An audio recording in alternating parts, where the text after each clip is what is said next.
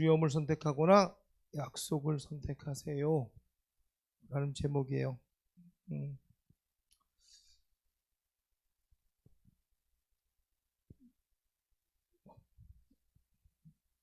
매일 아침마다 이렇게 거울을 보면서 영적 전투에 나가기로 결심을 합니다. 그리고 가장 먼저 저는 머리를 정돈을 해요. 왜냐하면 적이 저를 보고서 도망가도록, 저의 모습을 보고 도망가도록 저는 이렇게 머리를 잘 정돈합니다. 여러분들은 무엇을 정돈하십니까?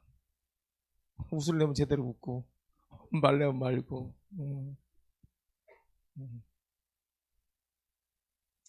여러분도 잘 정돈하세요. 오늘 본문의 말씀을 보면서 한번 봅시다. 두려움을 선택하거나 약속을 선택하거나, 선택의 기로에 설 때가 많을 거예요. 그죠? 하나님이 여러분에게 주신 약속을 믿고 나갈 건지, 아니면 눈앞에 두려움에 굴복을 할 건지. 근데 분명히 하나님은 우리를 두려움에서 자유하게 하시고 그분의 약속을 붙잡으라고 말씀하신단 말이에요. 한번 생각해 보자는 거죠. 오늘 나는 두려움과 약속 사이에서 어떤 것을 선택하게 될 건지 이 시간 한번 생각을 해보자는 얘기예요. 대부분 두려움 때문에 약속을 포기하는 경우가 많을 거예요. 어떤 게 커 보일까? 두려움이 커 보일까? 약속이 커 보일까? 대부분 아마 두려움이 커 보일 거예요. 저도 그렇게 생각하고, 두려움이 커 보이거나 아니면 우리는 그래요. 인생을 살다 보니까 그건 두려움이 아니라 기회라고 생각하는 사람도 많을 거예요. 이건 분명히 기회인데 지금 저 사람을 설득시키지 않으면 나에게 다시는 이런 기회가 오지 않을 거야. 이거 두려움일 것 같아요? 기회일 것 같아요? 기회? 지금 저 사람을 설득하지 않으면 나에게 두 번 다시 이런 기회가 오지 않을 것 같아. 지금 저 사람을 설득하지 않으면 나는 이 계약을 다시는 성사시키지 못할 것 같아. 이거 두려움일 것 같아? 기회일 것 같아? 기회? 이거 두려움이에요. 내가 이거 지금 당장 팔지 못한다는 두려움이 오면 지금 당장 나는 그걸 서두르게 돼요. 잘 생각해봐요. 저도 이거 참 많이 경험한 거예요. 내가 지금 이거 여기서 저 사람을 설득하지 못하면 나에게 이 몇십억이 들어오지 않을 것 같아. 어떤 사람이 저에게 그런 얘기를 해요. 야, 너 이것만 성사시켜. 그럼 내가 이게 투자가 아니라 그냥 너 줄게.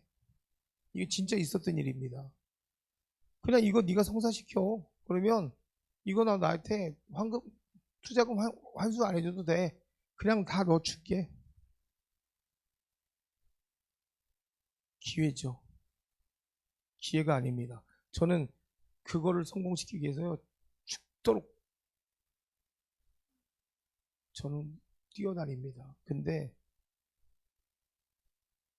그 투자금을 환수하는 시점이 되도록 저는요 점점 두려워지기 시작해요.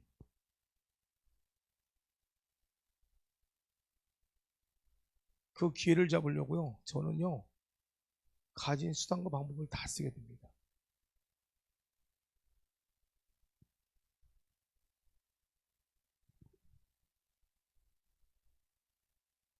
민수기 13장에서 이스라엘 백성이 하나님께서 약속하신 가나안 땅을 가요.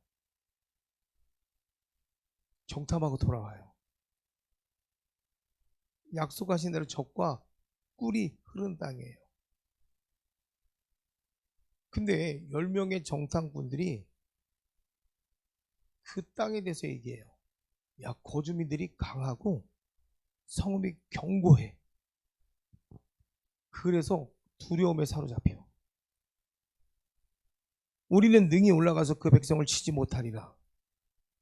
그들은 우리보다 강하고 강하니라. 기회는 분명히 주어졌어요. 하나님은 약속했어요. 근데 갔는데 눈에 보이는 게 자기가 게임이 안 돼.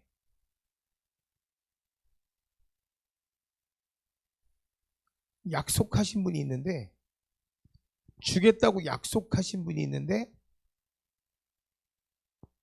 가보니까 내 환경, 내가 가지고 있는 환경이 갈 수 없다고 생각을 해요.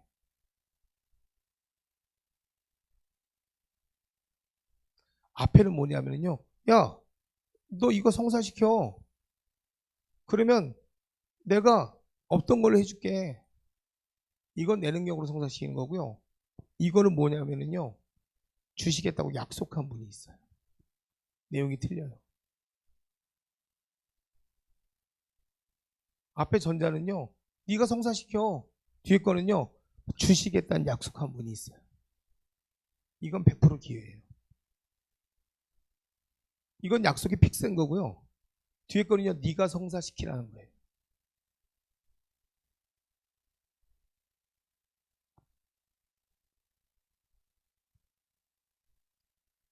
근데 올라가 보니까 내 능력의 한계를 내가 느껴서 두려움을 갖게 돼요. 여러분, 두려움은요, 하나님의 약속을 가로막습니다. 그리고 그분의 뜻을 이루지 못하게 만듭니다. 두려움이 딱 오는 순간부터 우리는 하나님의 능력을요, 과소평가하고요, 눈앞의 문제를 과대평가하게 됩니다. 하나님께서 나에게 계속적으로 일을 맡기신다는 이유는 뭐냐면요, 일할 수 있는 환경을 만드시겠다는 거예요. 하나님께서 나는 도저히 감당할 수 없는데 하나님 나에게 왜 일을 맡기세요? 그거는요, 하나님께서 나에게 그만큼 더 여유가 있다 없다 있다는 얘기.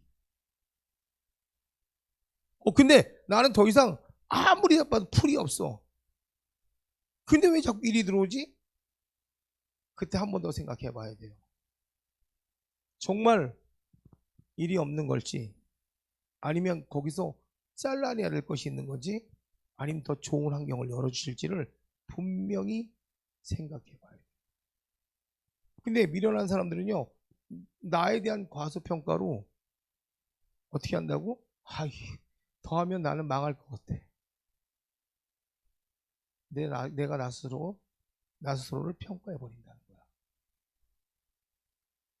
문제를 과대평가하면서 하나님의 주신 약속들을 저버리게 된다는 얘기예요. 이스라엘 백성이 바로 그걸 한 거예요.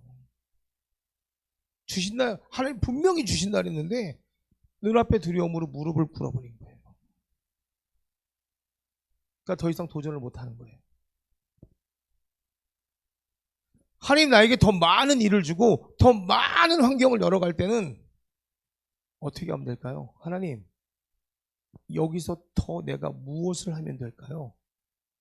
여기서 내가 더 어떤 것들을 확장시키면 될까요?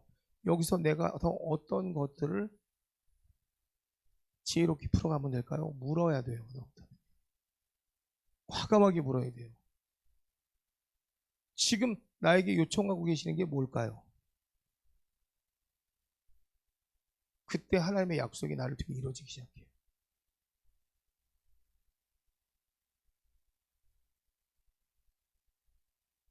그 약속을 우리가 대부분 내 손에서 정리를 하기 때문에 하나님의 약속이 이루어지지 않는 거예요.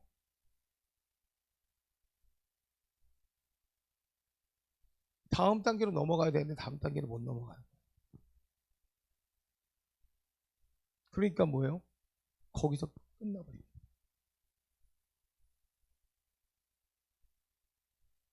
두렵죠.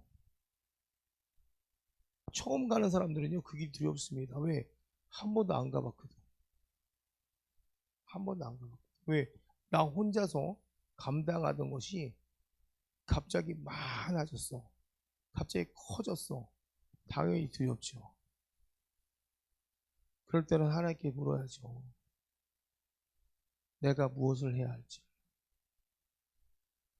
그걸 묻지 않고 가니까 힘들어지는 거예요.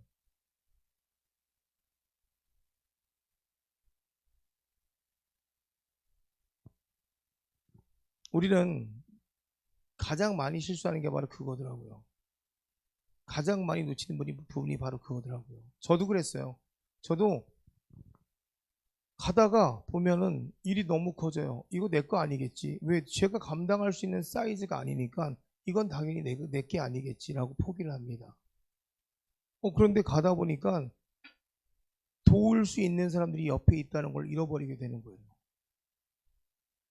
근데 지금은 아니에요. 지금은 뭐냐면 제가 사역을 하면서 뭘 느끼냐면 기도를 하다 보니까 도울 수 있는 사람이 옆에 있었구나라는 걸 알게 하세요.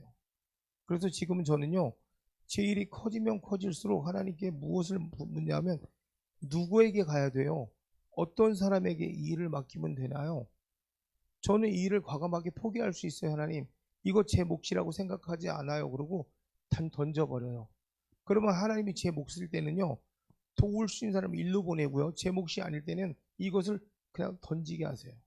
하지만 그 일을 이루게 하신다는 얘기예요. 제가 절대 안 붙잡습니다. 내 것이 아닌데 내가 붙잡고 있는 건 미련한 거예요. 여기에 욕심을 부리고 내가 끙끙거리고 있으면요, 하나님의 사역은 절대 이루어지지 않아요. 이건 내가 해결할 수 없는 부분인데 괜히 내가 욕심 부리고 이것 때문에 시기 질투해봤자 내 거 돼요? 안 돼요? 안 돼요. 과감하게 놔줘야 돼요. 이건 당신이 해야 될 일입니다. 내가 여기까지 이뤘는데 저는 도저히 이걸 풀 능력이 안 되는데 이거 당신이 하십시오라고 줘야 돼요. 우리가 그런 지혜가 필요한 거거든요. 근데 주는 것도 두려워해요. 남이 하는 것도 두려워해요. 왜? 자기가 하고 싶어서. 이건 미련한 거예요. 내가 못할 때는 과감하게 남한테 맡길 수 있어야 돼요. 자를 땐 잘라내야 돼요.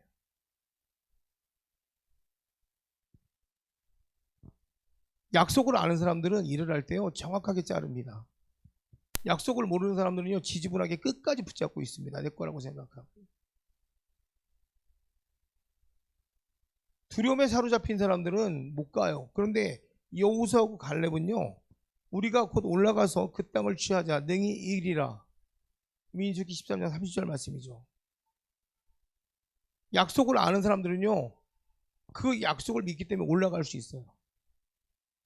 왜냐하면 믿음은요, 두려움에 맞섭니다. 하나님의 약속을 붙잡습니다. 믿음은 바라는 것들의 실상이에요. 보이지 않는 것의 증거라고 분명히 히브리서 11장 1절에서 말하고 있거든요. 하나님의 약속을 붙잡을 때 눈에 보이는 두려움이 사라지게 되거든요. 그래야 그 땅이 나에게 주신 땅이 되거든요. 지금은 당장은 내가 힘들어요. 그런데 내가 그 두려움을 넘어서게 되면 하나님은 그 땅을 나에게 분명히 주시거든요. 그래서 여호수아와 갈렙은 그 믿음을 통해 가나안 땅을 차지하게 되는 거예요. 하지만 포기한 사람들은요, 40년을 광야를 돌게 되잖아요. 분명한 차이는 있어요. 포기하면 40년이라는 시간을 허비하게 되는데 포기하지 않고 두려움을 통과한 사람들은요, 약속의 땅에 들어가는 거예요.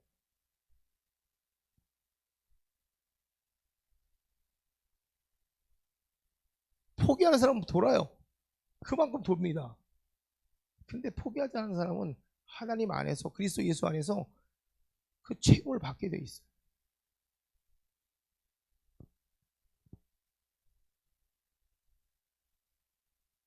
두려움을 선택하면 우리는 그래요. 두려워서 안 가? 나 두려워서 저거 안 할래?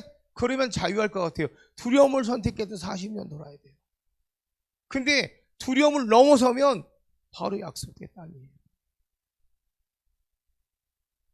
그게 미련한 거예요. 디모데후서 1장 17절에 보면 사도 바울이 얘기합니다. 하나님이 우리에게 주신 것은 두려워하는 마음이 아니요, 오직 능력과 사랑과 절제의 마음이라고. 지금은 내가 손해보는 것 같고, 지금은 내가 자유하지 않은 것 같고, 지금은 내가 더 힘들고 지쳐 보여도 지금 내가 결단하고 하나님의 주신 마음대로 행할 때 하나님은 나에게 더 그것들을 능력으로 바꾸시고 하나님의 주신 자유함으로 이끌어 가신다는 얘기. 근데 지금 이 시간에 하나님이 나에게 주신 마음을 보류하고 뒤로 물러선다면 그 물러서는 마음에도 뭐예요? 광야와 같은 시간이 있다는 얘기예요. 여러분, 제가 아마 여러분에게 그런 얘기 했을 거예요. 저는 참 80%, 90%에서 포기를 진짜 많이 했다고. 저는 목회를 하기 전에 제 사업을 하고 사역을 하면서 사역에 대한 도전을 진짜 많이 했어요. 사역에 대한 도전을 진짜 많이 했는데 항상 제가 80에서 90% 다다를 때 두려움 때문에 포기를 참 많이 했어요. 근데 신기하게도요, 그 두려움 때문에 포기를 하고 난 다음에는요, 항상 3년에서 7년은 뭐 했다고요? 고난받았다고. 하지 마요. 두려움 통과해버려요, 그냥. 두려움을 뚫고 통과하는 게 여러분들에게는 진짜 빠른 길일 거예요. 저 진짜 많이 돌아왔어요. 진짜 많이 돌아와서 목회도 늦게 했어요. 근데 저는 이제는 두려움 때문에 포기하지 않아요. 사람이 두려우면 사람 버려요. 차라리. 그리고 혼자 무릎 꿇고 하나님 앞에 울면서 밀고 가더라도 차라리 그렇게 싸우지, 이제는 저는 그 사역을 포기하지 않아요. 여러분도 분명히 제가 말씀드리지만 사역을 포기하는 건 미련한 짓이에요. 그리고 나에게 맡겨주신 사명을 포기하는 거 진짜 미련한 짓이에요. 포기하지 마세요. 차라리 사람을 버리세요. 그게 훨씬 지혜로운 거예요. 여러분이 하나님의 주신 시간을 버리고 사람을 택하는 순간부터 여러분요, 갑절로 돌아야 돼요. 그건 진짜 미련한 거예요. 그거는 정말 바보 같은 짓이에요. 인생을 그냥 허비하는 거예요. 근데 사람을 버리고 하나님을 택하잖아요. 그러면 여러분요, 여러분의 인생은 다른 사람보다 20년 빠릅니다. 이건 제가 보증할 수 있습니다. 사람을 버리고 하나님을 택하는 순간부터 여러분요, 다른 사람보다 20년 빠릅니다. 그런데 하나님 버리고 사람 택하잖아요. 20년 늦습니다. 그렇게 가지 마세요. 시간을 택하지 마시고 육신을 택하지 말고 하나님 택하세요. 그럼 무조건 빠릅니다. 그럼 여러분 하나님 정말 감사하게 될 거예요. 하나님의 약속을 택하시고 하나님의 부르심을 택하세요. 그럼 여러분 청년이잖아요. 성공합니다. 지금 우리 교회 하나님의 약속에 대열에 들어간 사람들이 있어요.